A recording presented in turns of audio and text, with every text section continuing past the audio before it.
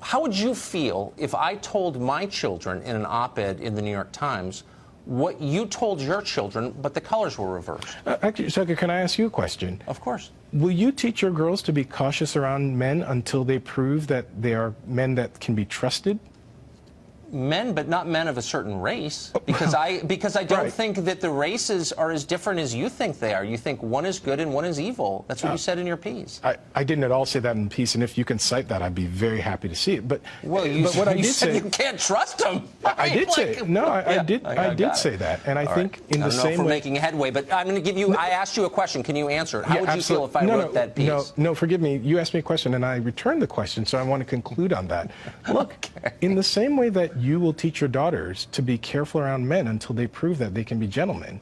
If somebody said, oh my God, that's outrageous, Tucker Carlson is teaching his daughters that men are evil, that would be laughable. You're conflating sex with race. Forgive me. No, you forgive me, because we acknowledge differences between the sexes, but not significant ones between the races. Well, and so that's sophism, what you're doing right now. I don't think it's sophism at all. Of course it is. I find it remarkable that you can live in the America we live in and pretend that we oughtn't see that racial lines are equally divisive. That's not what I was saying. I said, would you be okay with me writing this piece to my children if the races were reversed? Because the facts, the question. Because the facts are different, Tucker. Okay. Listen, because one goes bad, one's good. All right, got it. That's absurd. If I don't teach my boys how to be cautious, how to be careful, how to be perceived in the right way, I'm not just risking their feelings being hurt. I'm risking their bodies being broken. Should I teach my kids that?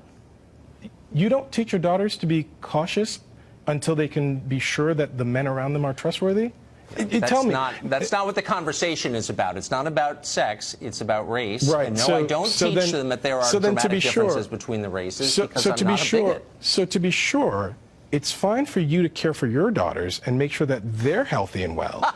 But if I care for my sons in the same way... That is sophism, ladies and gentlemen. So what happened to us following the teachings of Martin Luther King Jr.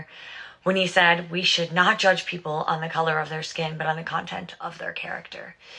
And as a law professor, this father should know a lot better that this is racism and this is racist, and race is a protected class under the law, and that all races should be treated equally. And he's making the assumption that all white people are bad.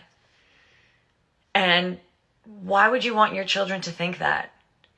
He has such a hatred of Donald Trump that he's saying that all people of Donald Trump's race are bad.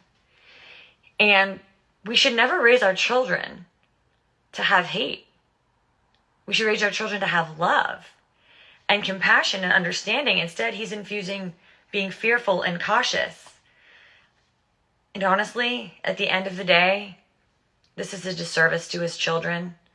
And I hope that given time and space from his words and maybe reading some of the teachings of Dr. King, he can see the light and find his way and realize that he is engaging in racism and not the other way around.